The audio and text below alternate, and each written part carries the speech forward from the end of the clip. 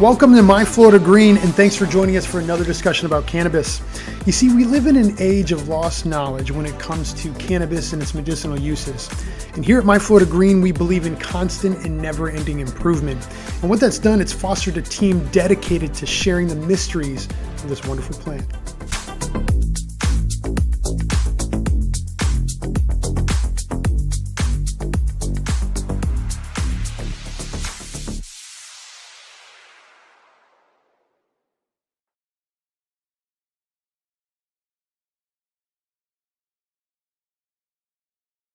So today we have Nick Garulay, founder and CEO of My Florida Green.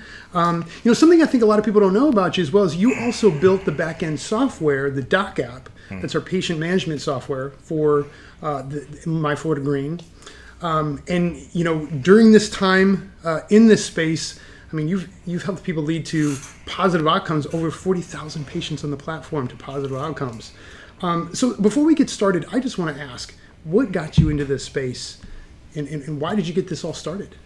Well, I did it by accident, actually. So I started My Florida Green by accident. The Doc app is the software that runs the back end of My Florida Green. And I built that started working on it at the beginning of 2016. When I understood that medical marijuana was going to pass, I started to reach out to certifying physicians, which was difficult to find ones that were actually moving forward. I was able to find 4. I licensed the software to those 4.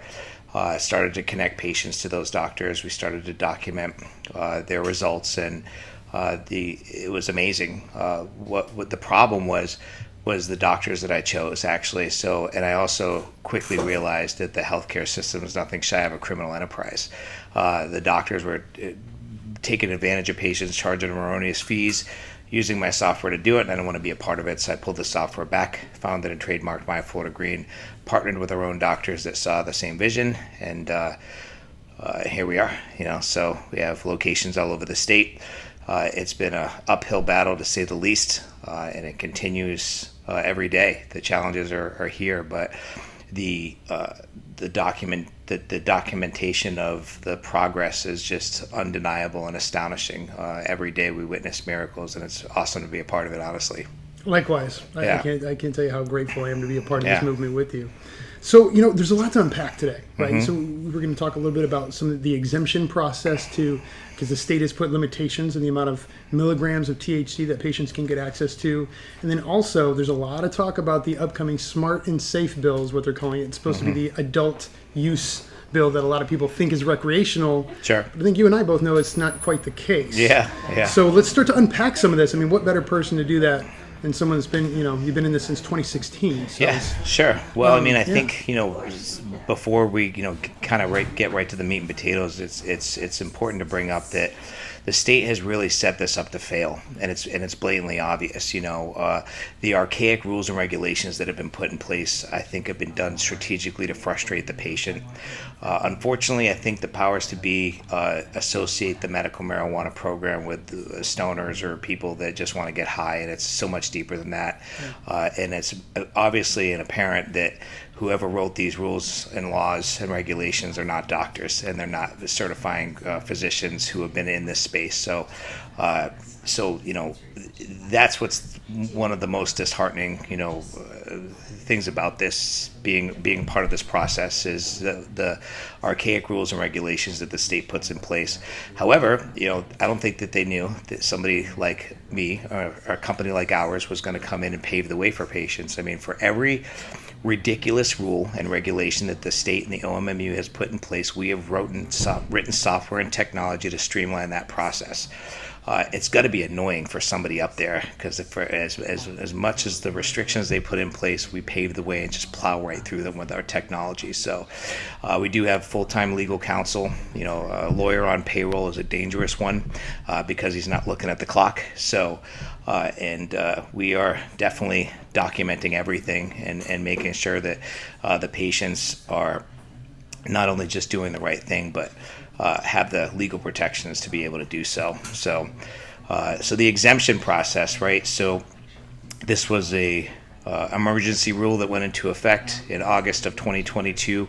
Ironically, Well, let's talk about the emergency rule first. So the emergency rule is a restriction on the amount of milligrams a patient can access over a 70-day rolling allotment. It sounds confusing because it was designed to be that way. So a patient is only allowed to consume 24,500 milligrams over a 70-day rolling allotment. It sounds like a lot, but it's actually not if it's because it's combined with all routes. So that's smokable, inhalation, oral tinctures, suppositories, whatever the routes are. So they combine, even topical, which is really sad because I don't know anybody who gets stoned or has a bad experience off a topical. But so what it did is it created complete chaos in the entire space. So we have almost 1 million patients that are registered with the Office of Medical Marijuana Use. So there's 1 million patients here in Florida. You have patients that have been in the program for 7 years. They got into a regimen where that helped them reduce the need for prescription medications, helped them reduce the need for alcohol, helped them alleviate their symptoms. And these are Parkinson's patients, stage 4 cancer patients, ALS patients, PTSD patients, tons of veterans, right? So these people are used to using a certain amount of milligrams, used to using certain products, and now all of a sudden they can't because the state put this emergency rule. Why? Why did they put the rule in place? It's still unknown, right? There's a couple of theories, and one is that they think that patients are selling their products, and they're probably, or most likely are, but that's not every patient's fault or reason, right? So, I mean, the state, we passed a medical marijuana program. 71% of the voters, voted for it, and we have a medical marijuana for patients who are suffering from debilitating conditions. So, why do they have to suffer because of some bad actors? The state's done a terrible job policing this program, a terrible job. So instead, they put this emergency rule in place to restrict the amount of milligrams patients can access, and it's created complete chaos. Patients are going to the street. Patients are going back to opioids, going back to their prescription medications. Again, paving the way with technology, we did create the exemption. There is an exemption process where the doctor can ask the state permission to increase the amount of milligrams that patient can access. So it's called an exemption or an RFE. So we streamlined that whole process. So our patients, we probably set the record for asking the state for permission or asking them for exemptions, but it's completely unnecessary and absolutely terrible. You have 78-year-old Parkinson's patients calling us crying from the counter at the dispensaries. You have stage 4 cancer patients that just gave up, and some have passed. I'm not just trying to pull on heartstrings here with this terminology. I mean, it's disgusting and criminal, in my opinion. Whoever's responsible for this should be criminally charged, in my opinion. But I digress. We have to keep going, have to keep rolling with the punches. The state actually has the ability to change the rules whenever they want under an emergency rule, which I don't agree with, but they can keep implementing these rules, and we're going to keep paving the way for the patients. I love that. And doing the right thing is always now. Not waiting till later. The world pays on action. Yeah. Well, the thing I find interesting is, you created this fantastic platform called the Doc app, right? Mm-hmm. And that does a fantastic job at connecting the doctors to the patients. Mm-hmm. And so it's my understanding you've reached out to the OMMU, the state, to try to partner and to collaborate with that. What does that look like, and what do you think the... Yeah, so great question. We served demand letters to Governor DeSantis, to Joseph Lapido, the head of the OMMU, Chris. There's been a couple of Chris's. And no response. Then we sent some emails. We've sent some emails to their tech department, or their tech company that runs the back end of OMMU, really just to show them what we built, because our system literally bridges the gap between the doctor and the patient and the state. If the state wants to police the amount of milligrams, then they need a platform to do that. We can provide that. We can provide a complete channel that can not police, but to keep in check, keep the doctors in check, keep the patients in check, and give the state access to that. But the platform that they built is almost MS-DOS technology from the 80s. It's very ridiculously difficult to log into. Patients can barely renew their cards, never mind go and monitor their milligrams. So we've got a couple other tricks we're going to try, poking the bear or small bites of the apple, but again, it's unfortunate. If we're going to play this stupid little game with restricting the amount of milligrams, then give us access. Let's put it on our app so that our patients can open it and they can see how many milligrams they have left, so they don't waste a trip and going up to the dispensary. So they don't.